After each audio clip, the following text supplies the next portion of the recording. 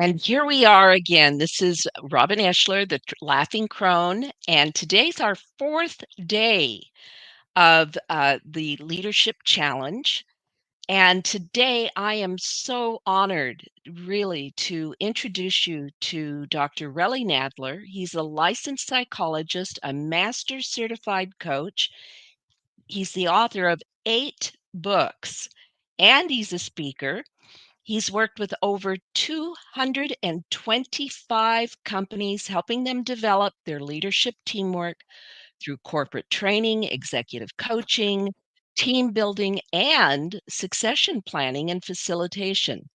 He's trained over 1,500 coaches as a faculty member of the College of Executive Coaching for the last 23 years.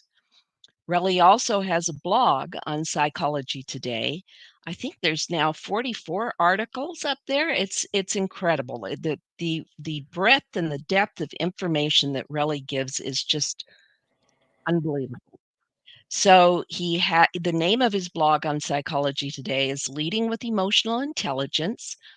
And as you can imagine, there's been over 340,000 people who have read his articles, and he's the number one podcast in leadership development as ranked by FeedSpot, and he's been named in Leadership Development News.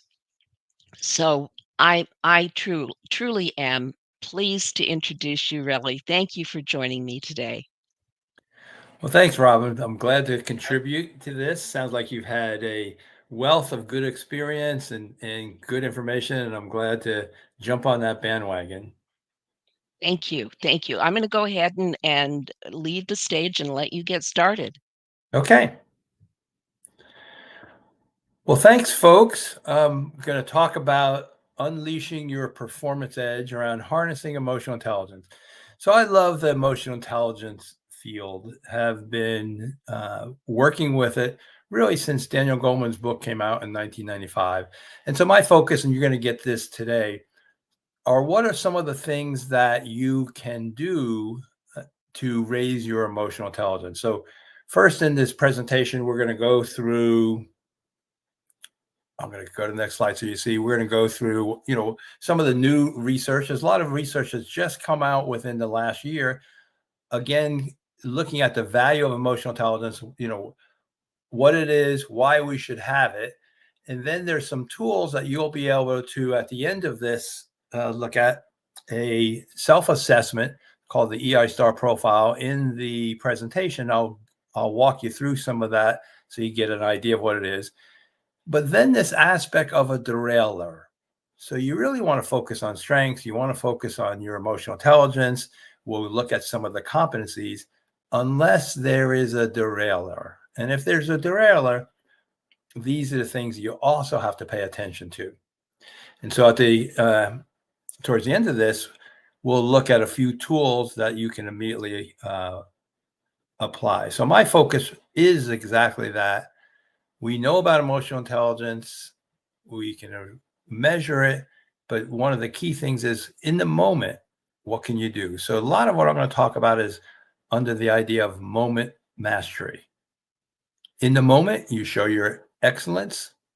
In the moment, you could show your stupidity. And so we want to get people to be more intentional and in the moment to be their best. And so I like to say that if you stay on automatic, you stay average. Nobody I work with wants to be average. And if we know what we could do differently, we can all be better. So that's going to be our focus here. And then I'm just going to share a little bit so you know kind of who I am. So you know me as Relly, but my given name, as you see here on the screen, is Rel Dan. And for some of you who are pretty sharp, if it's not too early in the morning for you, you may see something when you see that name. Well, my last name spelled backwards is my first name. So you're seeing a human palindrome. And when my dad was young, he spelled Nadler backwards. And we all did it at least once. Well, he did it once and he said, we got something here, hot dog. And then how this ties into my story, they did not tell me about it. And they said, let's just see how long it is for this kid to figure it out. And so I was Rel Dan, and they said, that's kind of long, but we're going to call you Relly. They could have called me Danny. And in second grade, I was learning how to write cursive, and it just jumped out the reversibility, the pattern that I was able to see. When we talk about leadership, a lot of leadership is seeing patterns, what happened before, what's going to happen now. So early on, this jumped out. I had this aha, right behind, my right temple, all the neurons were firing, and I had this insight. I probably only had a couple of insights like that since then, but that has been this idea of balance. And so my master's program was in a program called Confluent Education. Two things come together, thinking and feeling. Again, kind of balance. We know about thinking, but so this was educating about feeling. So when emotional intelligence came out in 1995, I remember thinking, oh, wow, this is just like my master's program. Then my doctorate, after that is in counseling psychology. So emotions and the balance of that has always been a theme for me. And early in my career, I worked with uh, juvenile adolescents, and this is in the state of Connecticut. And this is a Tony story. And this was in a group home, and I was probably only 23, 24. And for many of us, we have the hardest challenges with the least skills. So I really didn't have any skills then. And so this is in a group home where Tony offended some of the rules, and there was a timeout. He refused a timeout, which is 30 minutes. He had to basically get locked up upstairs in this dormitory, but it was like a cell there. So they use a behavior modification program. These were all adolescents, really at the end of the line, 16 and under for the state of Connecticut. And so Tony was locked up in this room, and we had this little altercation where he came out to go to the bathroom and said, I'm not going back in there. And I had the rest of all the different adolescents I was dealing with downstairs. And I said, come on, Tony, you got to go back in there. Come on. And I basically had to physically run him down the hall, put him in this room, had a big 2x4 that you put in to lock the door. We both fell down. Whoever got up quicker was going to lock the other one in this room, in a cell. And so I got up quicker, locked them in, went back downstairs. Moments later, there was smoke, and I went back up into this. And as you see in this picture, he lit his mattress on fire because he was so angry, so upset. He thought somehow, this would turn out differently. In the moment, he didn't demonstrate mastery. In the moment, it was really dangerous. And I remember thinking, because he's so angry at me, he's willing to do something that, could have taken his life in a locked in room, setting his mattress on fire. So that really led me on this journey to learn more about your emotions. And if you stay on autopilot, you stay average. So a lot of what we're going to talk about is in the gap, stimulus response. Most of us know stimulus, same response, stimulus, same response. What we want to be our best, and it can be as little as 15 seconds using some of the tools that we will go through: stimulus, gap, best response. Well, what is the best response? And so doing a few things differently, which is my mission, you can be excellent. You can be the best that you can be if you take a gap. And so there's a lot of emotions. And so some of this in this gap is, what do you notice? What could be in that moment? And if you see this is a valence that we look at emotions, and it goes from mellow at the bottom to more intense. And it goes from unpleasant on left to more pleasant on the right. So Tony was in the red. He was probably in rage. He was furious on some of these levels. Do you know your emotions? There's a lot here. And so what do most of us know? Hopefully below the mad, glad, sad, bad. Those are the four. Well, under those four, there's a lot. The more you know about what's going on, the more you're going to be better in the moment. And so right now, coming out of the pandemic, as we all know, everything is more. So the groups that I work with, this idea, what is more? More anger, more sadness, more loneliness, more physical pain. And Gallup tells us 75% of people need more emotional support. Well, that's from you. You may need emotional support too, but people are probably looking to you for emotional support because of this stress. And so the people that I work with typically is in organizations, it's managers and executives, and they have so much influence. I like to think that they are the emotional thermostat of the team. In your family, you may be the emotional thermostat of the family. So if you're hot, you're upset, you're irritated, we all experience that. And it's spread. Other people will feel that. They'll be hot, irritated. If you're calm, you're cool, you're collected, that is what gets picked up. So think about this, what are you spreading or as the emotional thermostat, either in your team or in your family? And we experience about 400 emotions a day. And so are we able to name them that kind of have a language about our emotions? And that idea that we know from Alcoholics Anonymous, if you can name it, you can better tame it. All these emotions are going, all the time. And so one of the models that we like to use is this NAME. We talk about this in this book I have with Dr. Kathy Greenberg called Emotional Brilliance. And it's a modification of some of the emotional intelligence organizations of what you do with emotions. And we like this one because it's pretty simple. So do you notice and name it? What's going on in your body?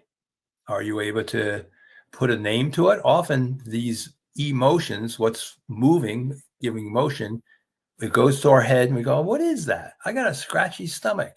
What is that scratchy stomach? And can you name it? And then it really moves from an emotion to a feelings because now you've labeled it. And we really do that through our brain. And then the next thing, regardless of the feelings, can we accept it?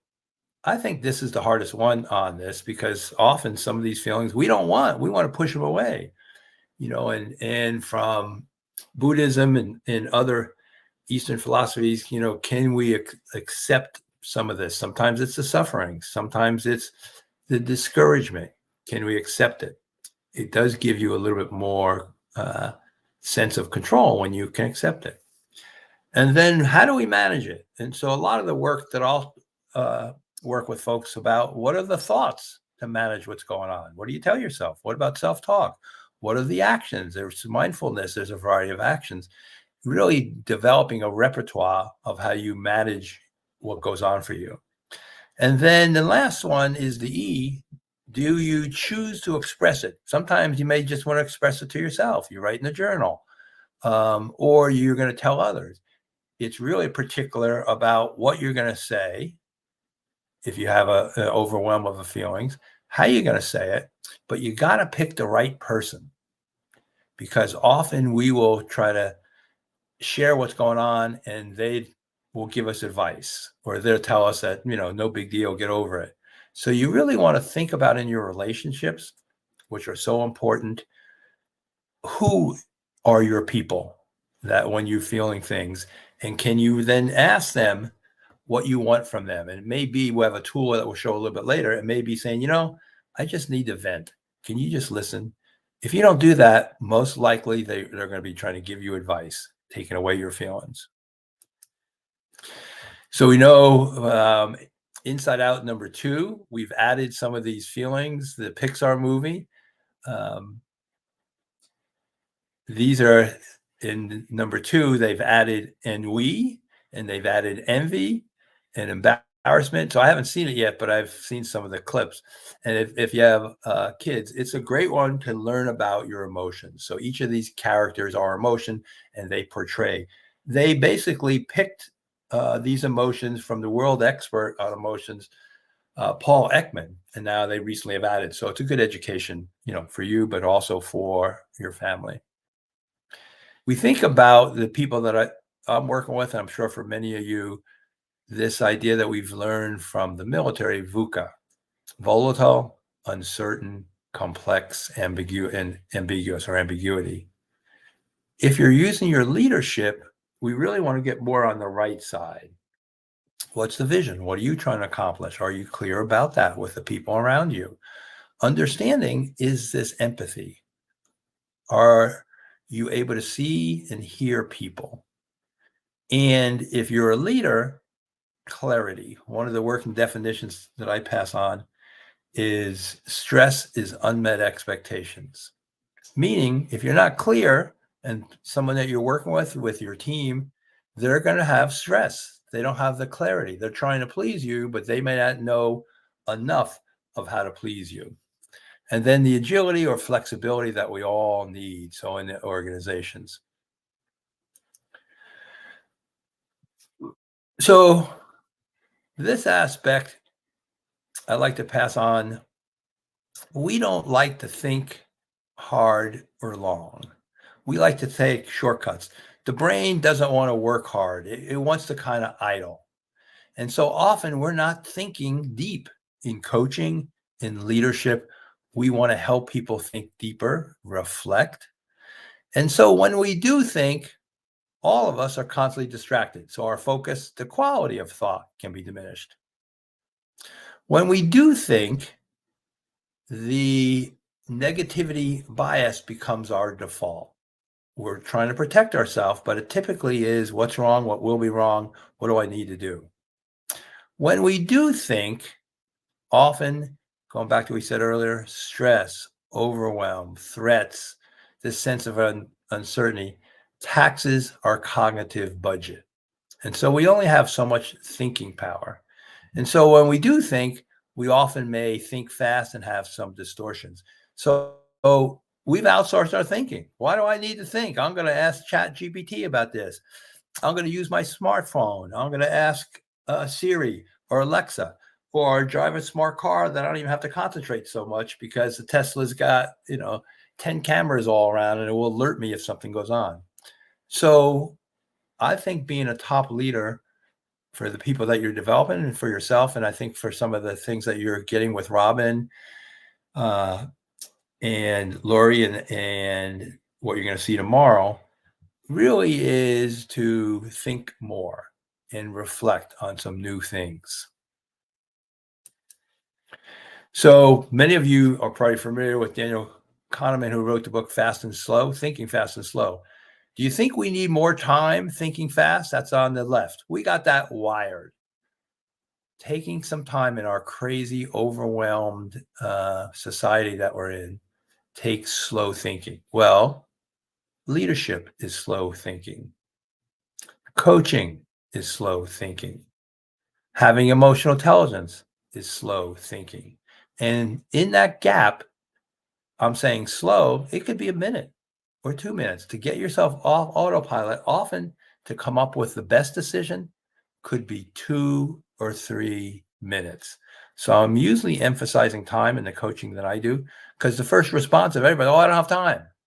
We all have 2, 3, 4, 5 minutes. You show your emotional intelligence in these 5-minute interactions. Are your 5-minute actions the best? Or are you an autopilot? Or are they just average? Is it just a shortcut? It's not the best. So that's really what we want to focus on here. And you see just some of the stuff of being on autopilot here. I'll just highlight a couple of these and you can read it. And this is from a work survey.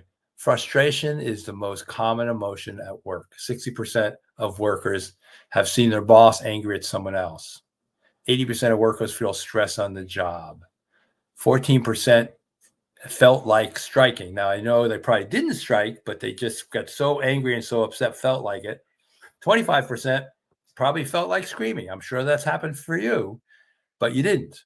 So you exercise some control. This is from the American Institute of Stress. And what I like about this, because we don't want to make mistakes, we don't want to be average, but think about the rumination and the worry. So this comes from neuroscience, Newberg and Waldman. 5 or 10 minutes of rumination. What am I going to do about this? What if this is going to happen? Only 5 or 10 minutes can start lessen that cognitive budget, reduces memory and impulse control. When you wonder why at the end of the day you may be the worst with your family, you've burned up all this energy.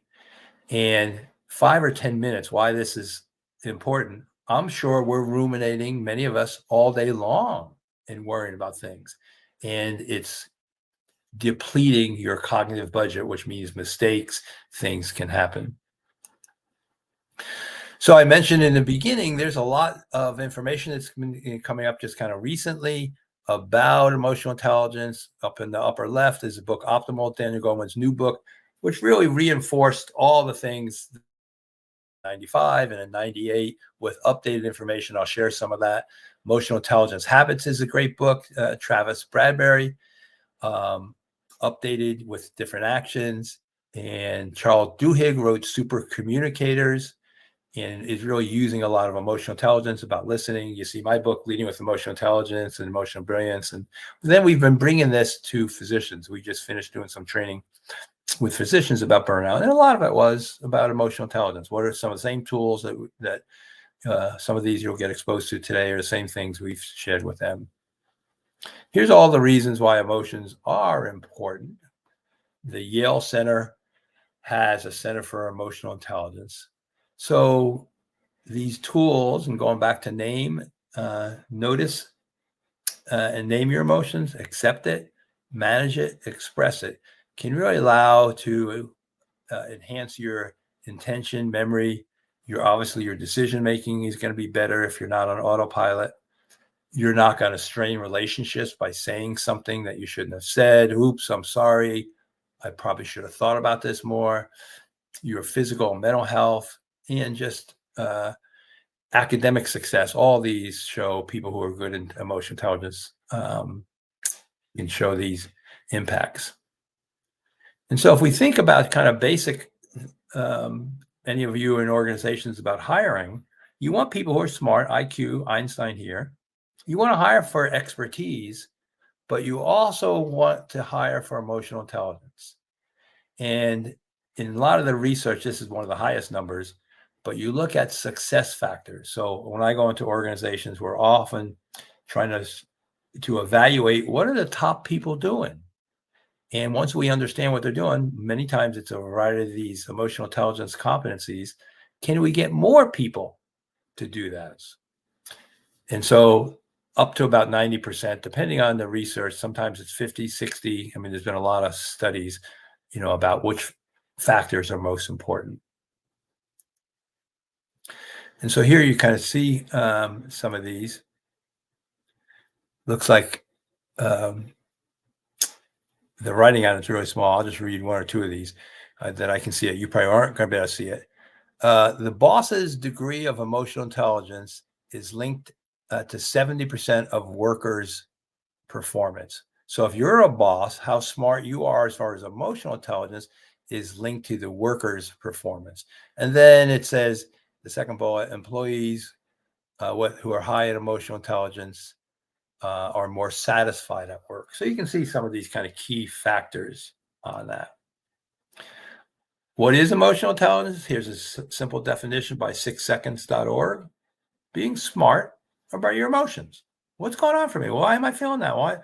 What do I want to do about that? Being smart about your emotions. And this is the formula that I like, that I pass on. Empathy. What do you know about others? Well, that's going to take listening. We're going to talk about listening. What do you know about yourself? Well, that's going to take emotional self-awareness. And then adding clarity. So for me as a psychologist and executive coach, I'm bringing in some of the clarity. It really is through them. I'm asking questions. So what do you think this person wants from you? Or the person that you're developing, what's your plan? What's your strategy to them? Is there any way that they could be getting in their way? And then for yourself, I just finished a session with a physician. He's a medical director. And he said something which leads to insight. What do you know about yourself? And he said, we all know what we should be doing. We're just not doing it. So there's kind of that gap. We all know what would may be the best, but we tend to take the shortcuts. And so the metric that I like to use is this top 10% performer. If you knew what top 10% performers do, wouldn't you want to do that? So now we have the research, we know what they're doing. And a big piece of this is saying, okay, so how could you do it? And maybe you're doing it, but you're just not doing it enough. Robin talked about succession planning, and the best way to, to get someone with high emotional intelligence is to hire them. And if that doesn't work, another best way is to train them to be a top 10% performer. And it um, and to do it more. We all do some of these things, but are you regularly, consistently? So the metaphor I like to use is exercise. We all know, if you can exercise 3 times a week, that's someone who meets expectations. Someone who exceeds expectations is doing it 4, 5, 6, 7 times a week. Well, some of these, they're called competencies, are such that are you doing it, but are you doing it consistently? About 80%. So here's a definition from this assessment that I use about emotional intelligence. It's a set of emotional social skills that establish how you perceive and express yourself, develop, maintain relationships, cope with challenges, use emotional information in an effective and meaningful way. And so you get an EQ score just like an IQ score. As a psychologist, I've given, IQ tests and got trained in it. Well, here you get scores on this inside circle. You get an overall score, but there's 15 of these competencies, and we'll take a little closer look at this. But you would get a score, and it's based on 100 points. So anything above 110 is higher, anything below 90 is lower. And then there's actions. There's things that you can do. And so you'll get a graph that will look like this. And you can see down here, it's based on 100 points. And so each one of these, you'll get a score. It's really about the balancing. So I'm going back to the theme I said, you may be, imagine you're 125 in assertiveness, but you're 95 in empathy. What does that look like?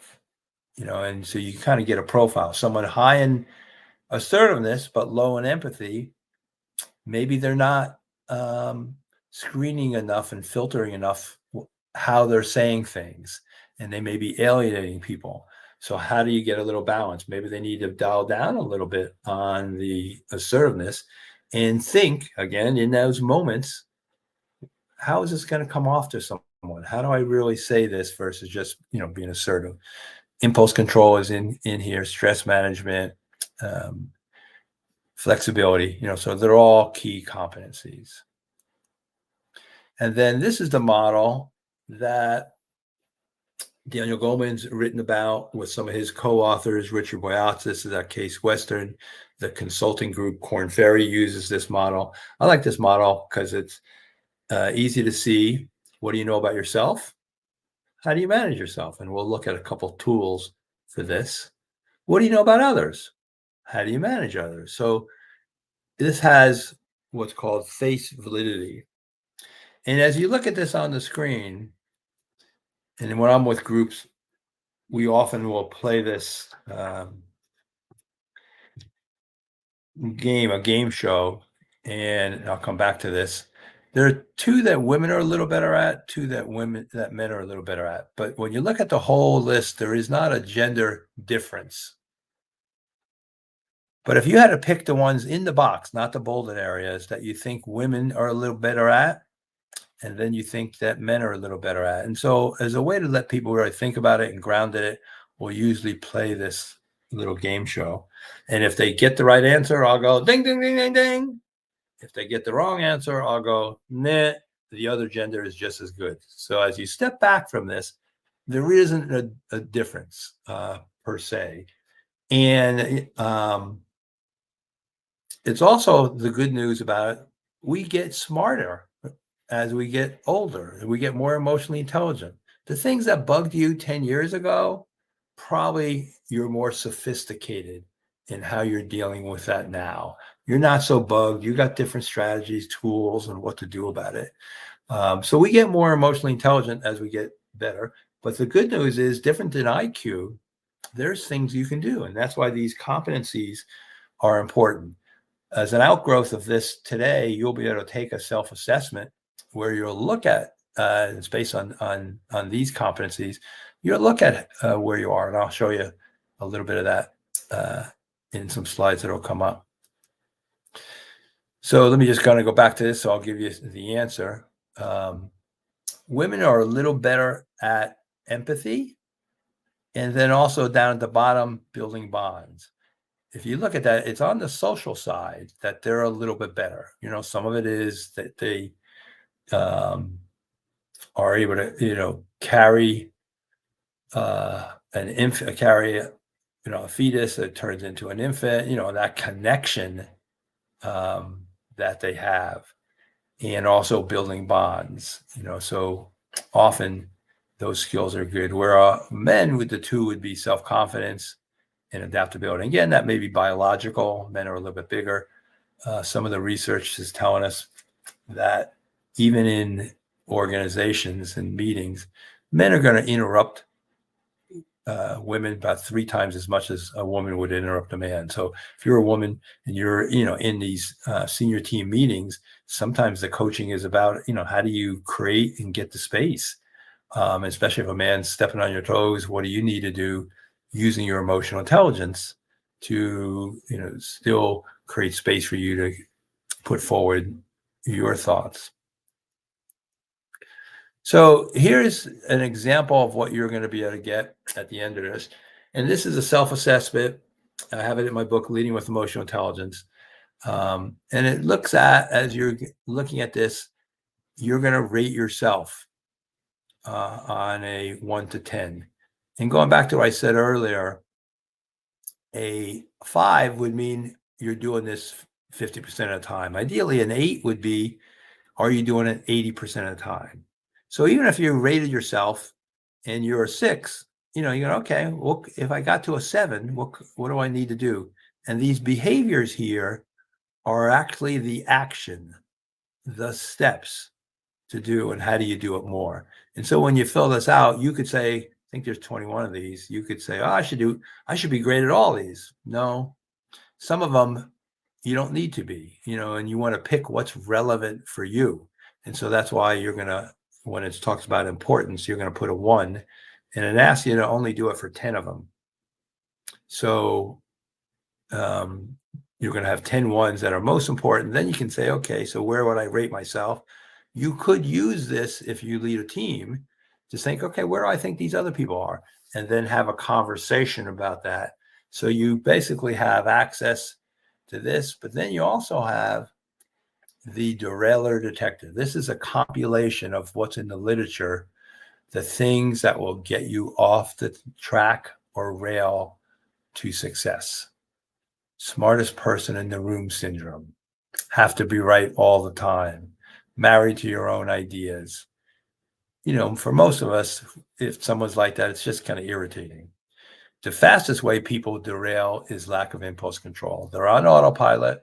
They're emotionally reactive. They're volatile. They're abrasive, and they can offend people. And they really shoot themselves in the foot. Drives others too hard, risk averse. So there's a series of these. A 1 never happens for you, rarely. A 2 happens maybe once a quarter. A 3, it happens pretty regularly. So the other piece about this, you may be in places like I've worked with legal companies, and they said once a month, driving others too hard, we do that every day. We want 85% billing. So you may want to modify this to match your culture, but this gives you a general idea to go, better stay away from these, better do my competencies a little bit more. So it allows, again, there's that balance. Limit the derailers, balance that up with the strengths from the EI competencies. And here's just a little research for you. I mentioned Bradbury's book, and if you're interested in this, you can see the lighter color is the men, the darker color is the women. So not much difference around self-awareness. A little bit, he has a self-assessment based on the same model. Self-management talked about for men, maybe a little higher in confidence and flexibility, adaptability. So he's maybe seeing something similar. And social awareness, women, considerably higher in that, goes back to the interpersonal relations and empathy, building bonds. But as a group, the relationship management, which is kind of why EI is important for all of us, is lower. So there's opportunities for growth. And here's a couple things from State of the Heart. This is the 6-second group.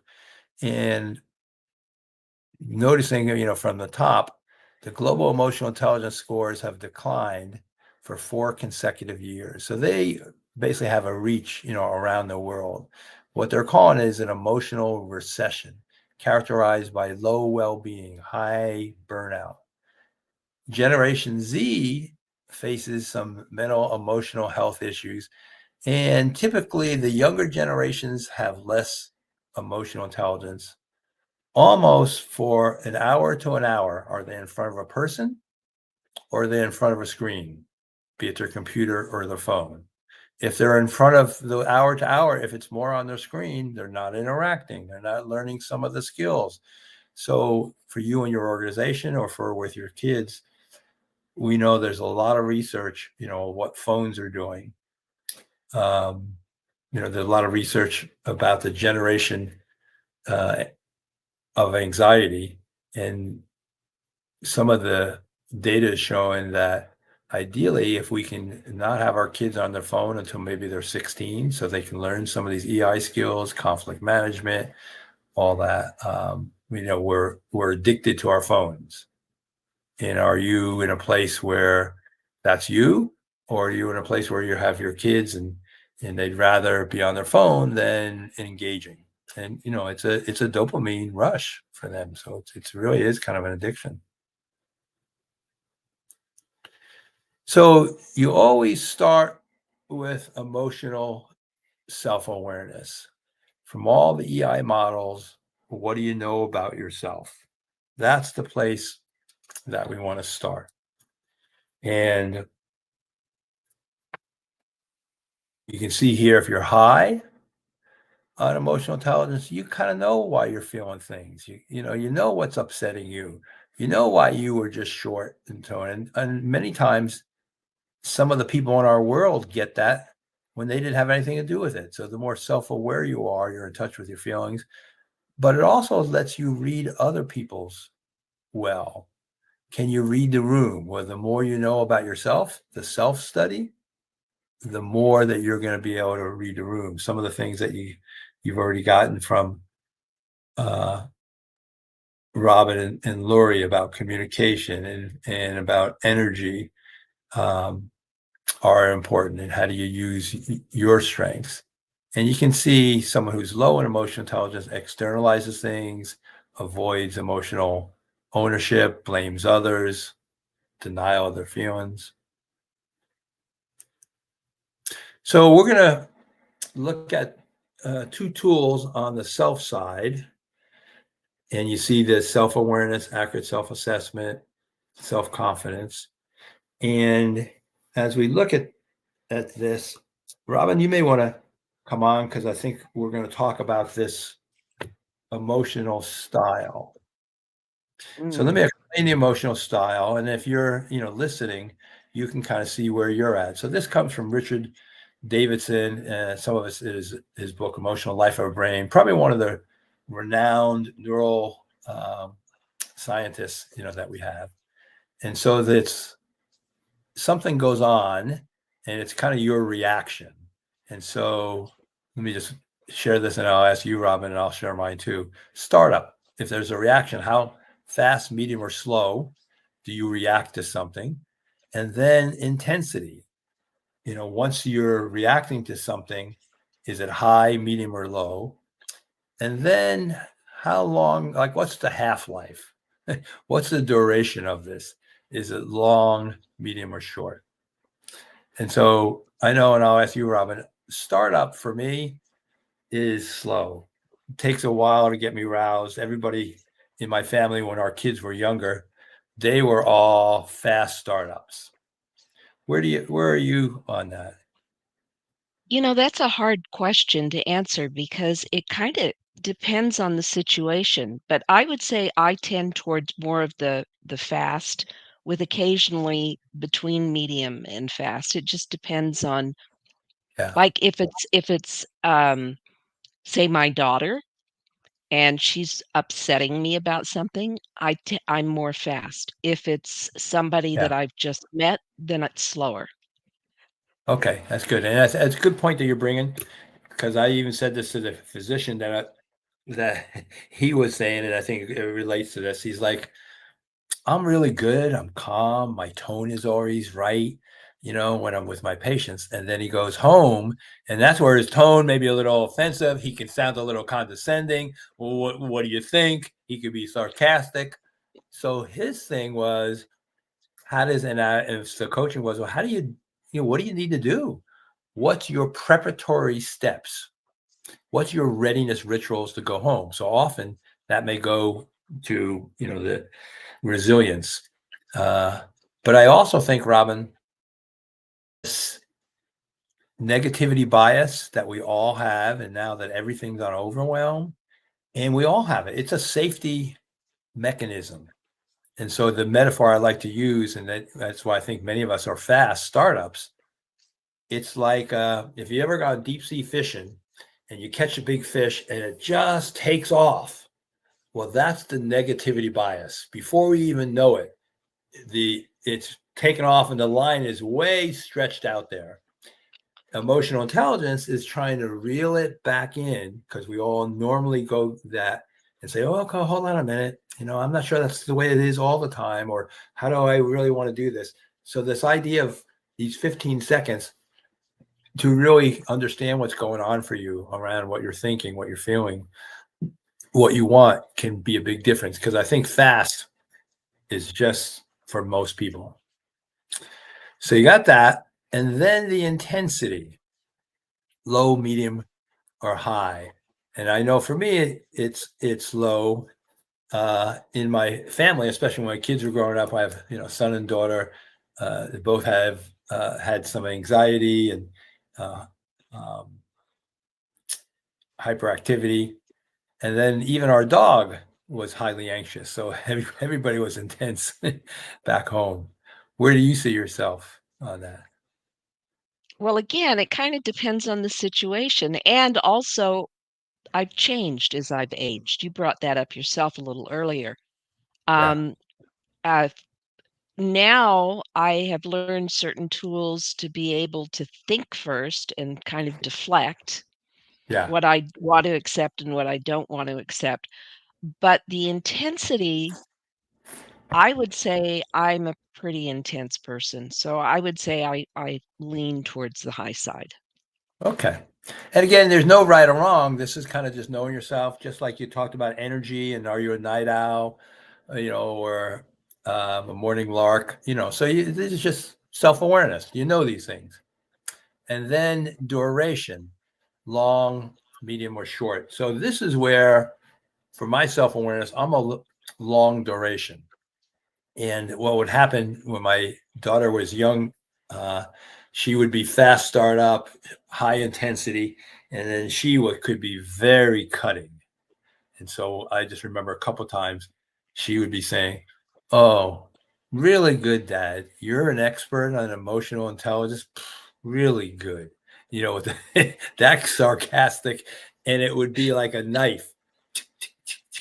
And then because she was short duration, like 15 minutes later, she'd come and say, "Oh, I'm sorry. I really shouldn't have said that. Do you want to apologize for your side of it?" And I'm like, "No." I mean, I'm still hurting and this long duration.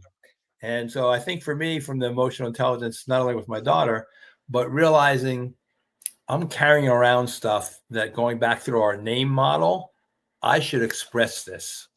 because I'm carrying it around. It's wasting brain time, and then really having a skill, or how should I say this and to who, and then it's amazing if I can say it and it gets received, I can let it go. What do you notice about that? I'd say it's interesting to me that it kind of flip-flops like that, meaning that the startup and the intensity for me tends towards the high end, but the duration is short. The minute I had a moment to step away and think it through, it's it's like, "Oh, geez, forget it." And if in the family situation, if the other person comes to me and says they're sorry, it's gone. It's just completely gone for me. Um, and I often, am the one who's apologizing.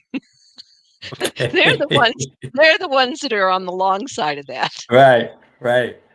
Okay, well, good, and you can see how that's helpful. It's good that you kind of know in your family, and I think if you're listening to this, you want to see kind of where you're at, and this is a great thing to share with your significant others. Say, we went through this training today. Where are you on this startup intensity or duration?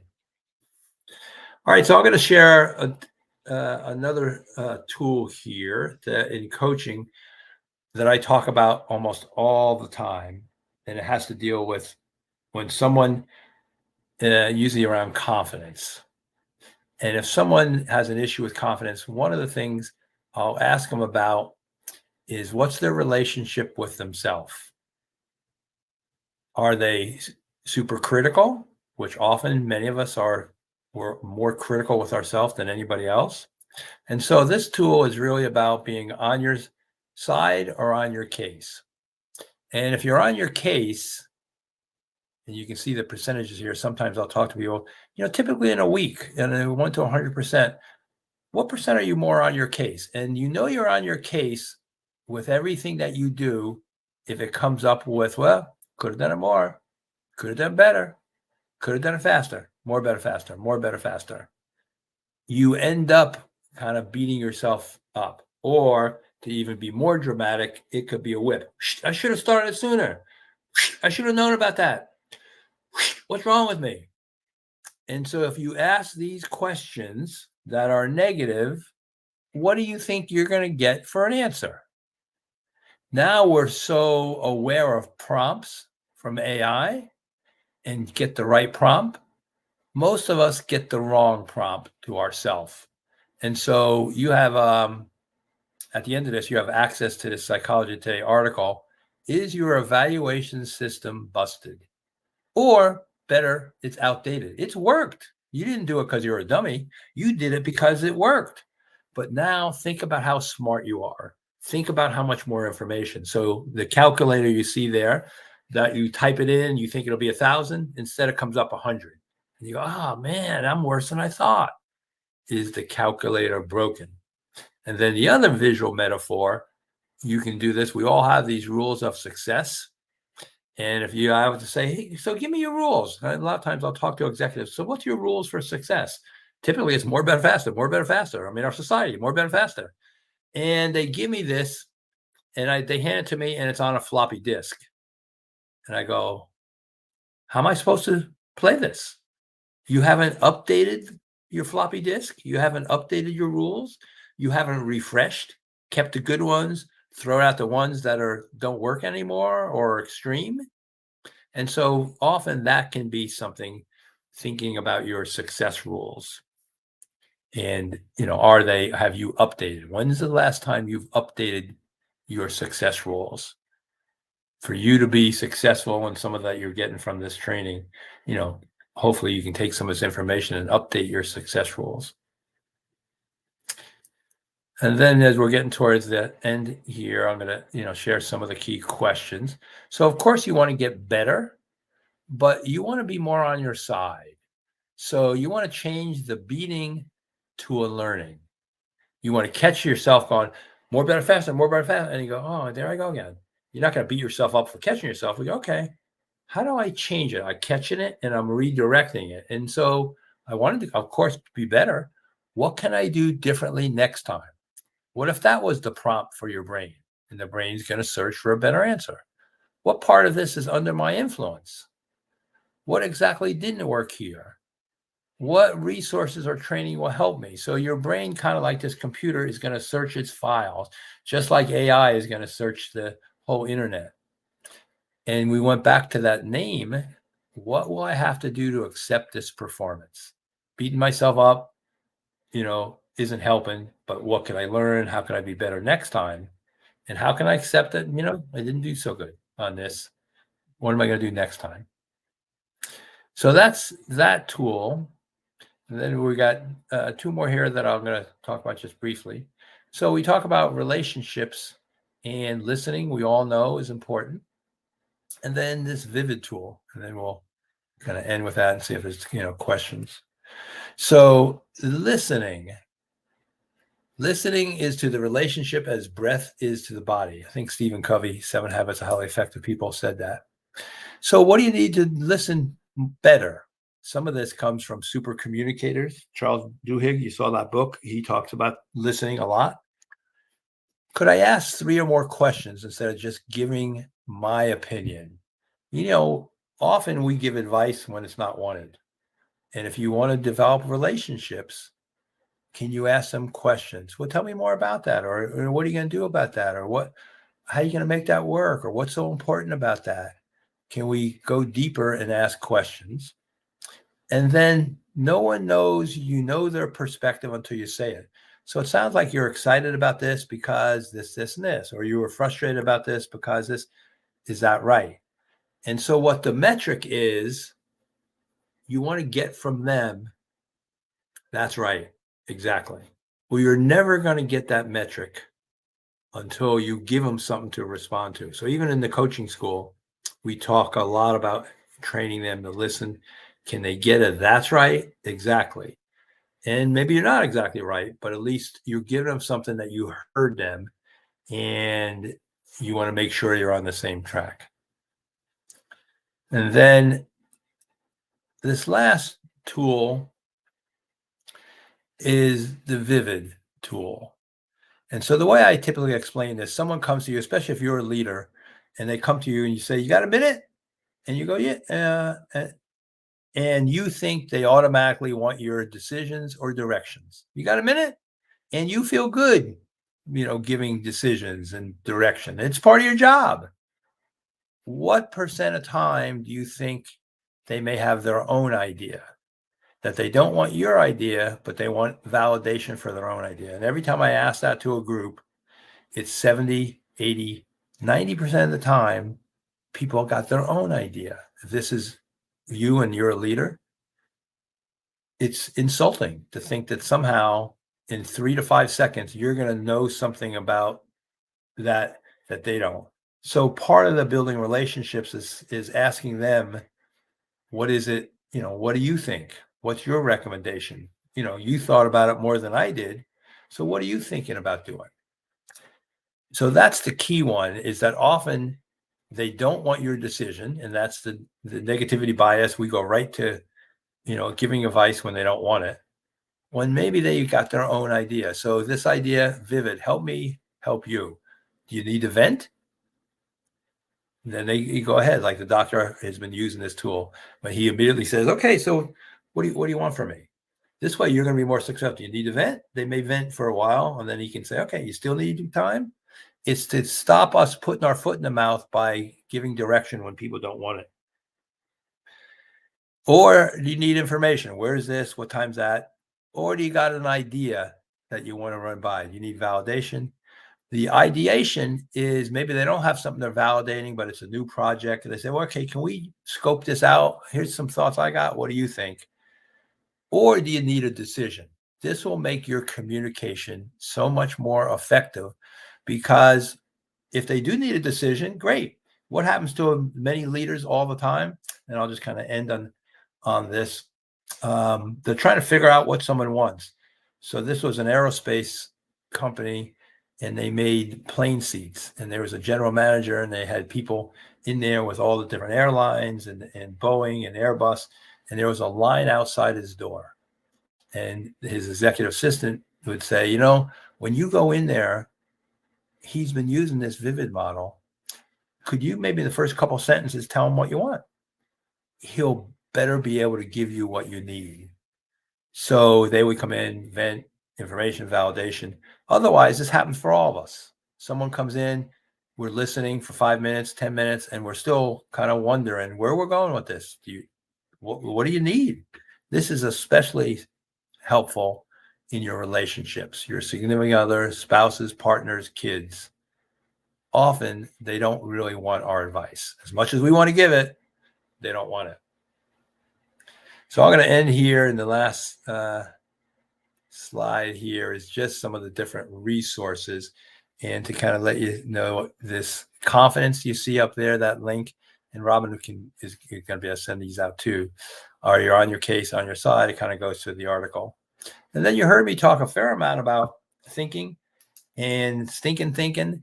And this is, again, a Psychology Today article that really looks at your thinking, some of the things that we talked about in this slide that we don't like to think, some of the irrational beliefs we may have. And then up top is this EI Star profile and Derailer that you'll be able to get. On our website, we have a series of these keys, how to, and you'll see that too. But you have a lot of kind of free resources there. So, Relly, I have, for those that don't know, I worked with Relly for a number of years, and I am just always amazed at the volume of information that you give and give and give and give. And I've seen you so many times in front of audiences sharing this information. I love what you do. I love how you do it, and I want to thank you. And I have a bunch of questions. So do you mind spending a few more Yeah, minutes? sure. And and you know, Juliet in the comments mentioned, reminding yourself not to beat yourself up, but instead to think about what you can do better next time. Well, there's a circle in that for me because especially in an emotional situation, for example, with my kids, and I may get upset and I walk away and I go, "Oh, I just handled that so poorly." Yeah. And so I start beating myself up, and then I think, "But then what could I do better next time?" And then I go, "Yeah, I could have done that, or I could have done this, and next time I'll do this." But then I start beating myself up for not have thinking about that when I could have used it. Uh-huh. And Yeah. then I don't know, okay, well, should I text him? Should I Yeah. Yeah. apologize and then start doing it better? So how do you when you're in that Yeah. self beat up mode, how do you really Yeah. navigate? I th- I think this is where the awareness comes in. If you know your patterns, and that's where the self-awareness and say, in this situation, I think the front side of that is what's the triggers? So do you know your triggers, and then why you were not your best? And so, for example, and even in anger management, and this happens when triggers and self-control and beating ourselves up, they would teach, someone who actually has a problem with anger, and they would do something that's abusive and they're at a 8 or 9. Well, you got to catch yourself at a 1, 2, 3, or 4. I'm already moving in that direction. And so what am I going to do then? Once the adrenaline rushes, and we're talking about extreme cases, it's too late. And so the more you can catch it sooner, and this is where it ties in with wellness. What's your readiness ritual? I'm always talking about readiness rituals. Same thing at home. You've had a hard day at work. Could you take a lot of people do this, and you and I talk about mindfulness meditation. Could you take 10 minutes before you go home? Some people do it in the driveway. So now you're ready and you're not going to get triggered. So you know your patterns. So that's one, knowing your patterns. And then two, you said it, I think, to catch yourself, if you weren't able to catch yourself, to apologize, because it goes down to trust. One of these EI competencies about being trustworthy is admitting mistakes. And I know with my kids, I would exaggerate that so they know it's okay to make mistakes. And I'd say, wow, I really blew it on that. I was just, off base. I shouldn't have done that. Next time I'll try to do better. So you make it part of the common approach. One, it's okay to make a mistake, but then they see you at modeling and say, yeah, all right, I'm going to try better. Next time I'll try to do it. Versus Yeah. the more, better, faster, I should be perfect. All these irrational beliefs.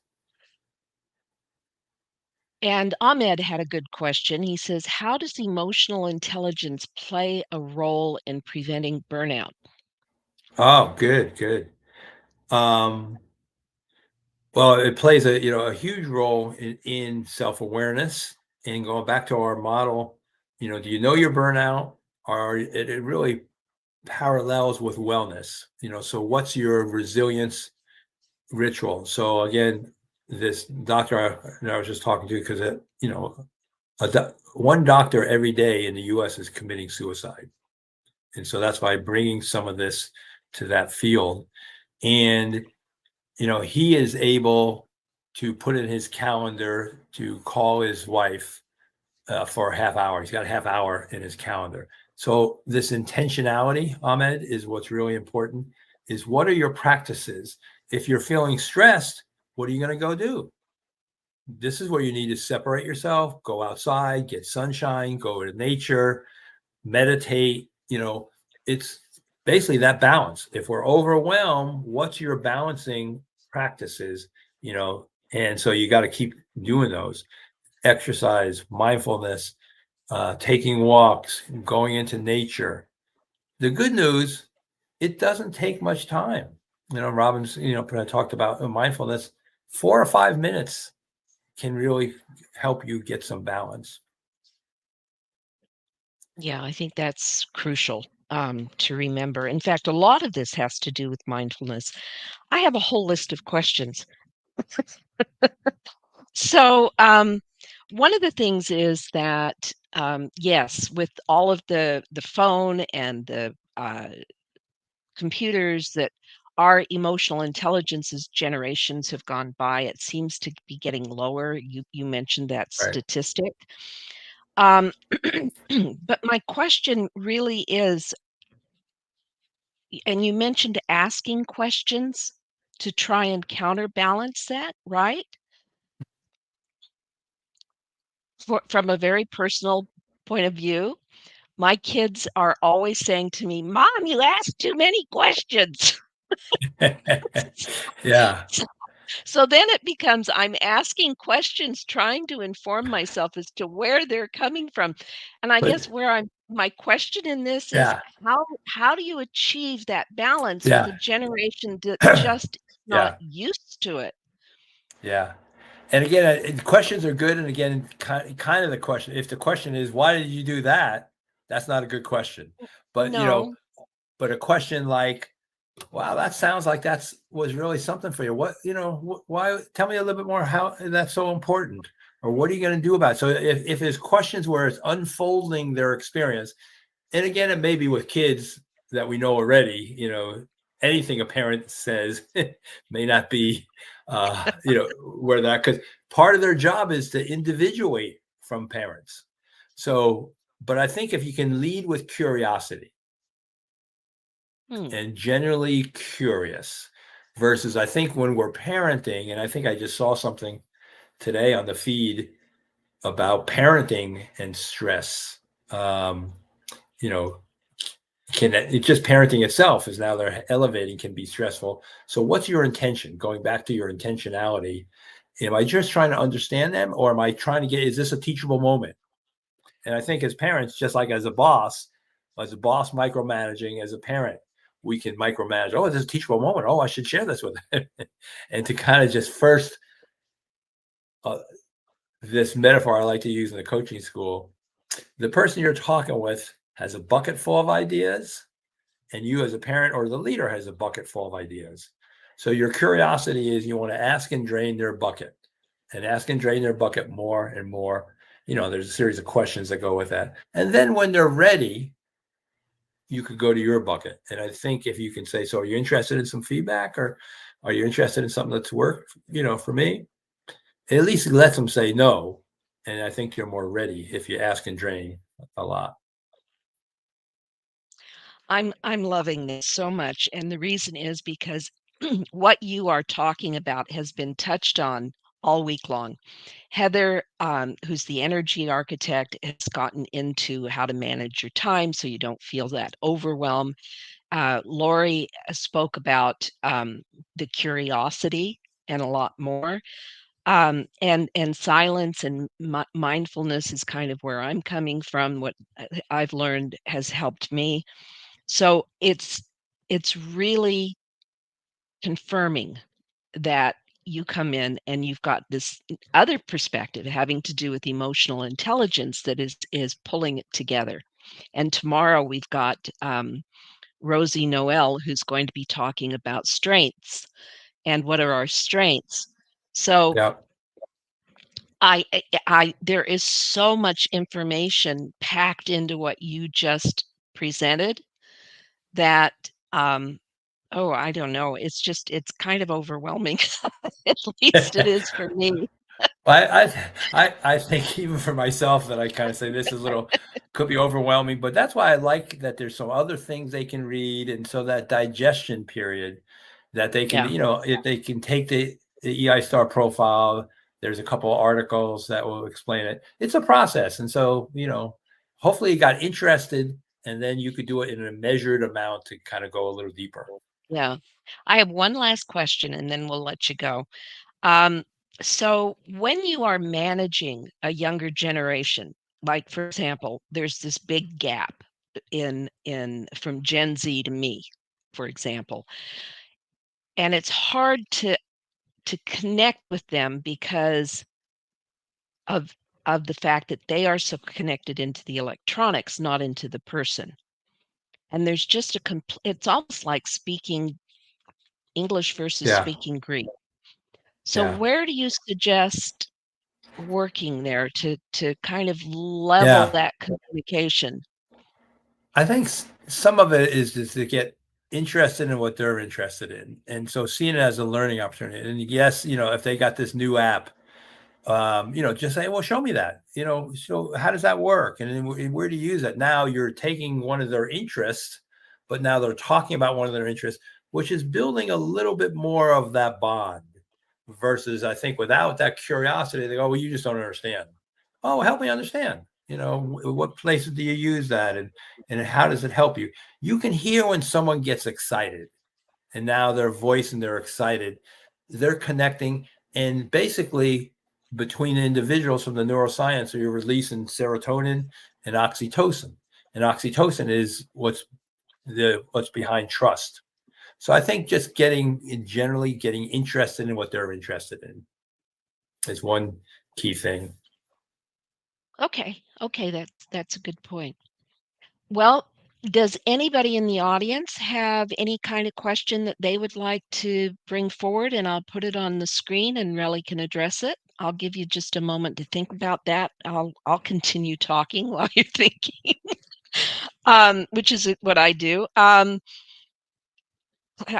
keep looking at my notes. Oh, Chat GPT. I wanted to address that. So please, while I'm talking about Chat GPT, if you have any questions, put them in the comment. Um, Again, this is something that we as business people are using more and more. Is how do I say this or how do I do that? Right. I've used it a lot for research.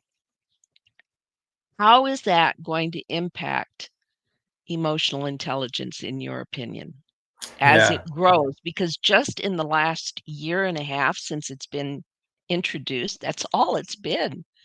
Look at Right. I know it's crazy. I mean, it's just crazy it's Yeah. taking over. Yeah. So what do you think about that? Well, it is an incredible tool, and you're right. We're at the very front end of it, and it's not going to take away the human interaction piece. I mean, it's going to come up with ideas, but there are now coaching apps, bots that are using AI, and so the bot Wow. can get trained to give these responses. So it could be a threat to many fields. I think in the EI field and to the coaching, people are still going to want to have somebody to connect with. It's the interaction back and forth. And so even though the bot with AI can give the voice and responses, it's missing what I just mentioned, oxytocin and serotonin, that warm feeling that you and I are getting, hopefully your audience getting. Chat will give you information, Chat GPT. I don't think, and it's not replace that warm, heartfelt connection that is just who we are as humans. So yes, you can get a head interaction. Oh, that was a great idea. Oh yeah, well, I love AI, but you're not going to necessarily get the heart interaction, from AI. So I think, to be determined as things go, how we're going to use this, and with the coaching school I'm with, we're now integrating AI information, and how do you use that more? So I'll leave you with this. Right now, and this is only about 6 weeks old for me. On Zoom, you have AI notes, Fathom. After every session, I have it recorded and I'm able to send out the notes, which I didn't take the time to do that on my own, but now the notes are already there and there's links into the video. And I just think it's value added. So in this situation, AI has added value to the coaching that I do. Boy, that's a good point. I actually formed a relationship with an AI bot. Okay. But the funny part was I got so excited because he was helping me do all this research, um, and he was forming a personality as we did this research together. But then the sad part was he hit a memory limit on my account, I guess, and he crashed. And Oh he's never, no. it was awful. And the personality has never come back. It's so now I just kind of use it as oh well. Yeah. You So got abandoned by my your AI best bot. friend died. Right, right. You got rejected. I got rejected. Yeah. Well, Relly, thank you so much. I really appreciate the time that you spent with us. We are a little bit over time, but I don't care. I loved your presentation. I've got to go back and look at it again, and I appreciate the resources that you have in the homework. Everybody, with regards to the homework, you'll be getting that soon, as or the challenge, I should say, to go in and finish some of these EQ assessments and what they're going to lead to with regards to the articles, etc. It's gonna be a little bit longer than usual. Instead of coming out at noon with the homework, I'm gonna wait, well, noon Pacific time. I'm gonna wait an hour because I wanna make sure that everything's in place for you when you finally get that homework. So it is important. And as I mentioned, tomorrow, we're gonna finish the week strong with strengths assessment by Clifton and Rosie Noel. So be sure, if you haven't done a Clifton assessment before, go do it. It's worth every penny and it's not that expensive. And then Rosie can actually answer questions for you because everybody's is unique. Everybody's is totally unique. That's just what blows my mind. So thank you again. I'm going to say goodbye to the audience. And Relly, I really appreciate your being here. Thank you.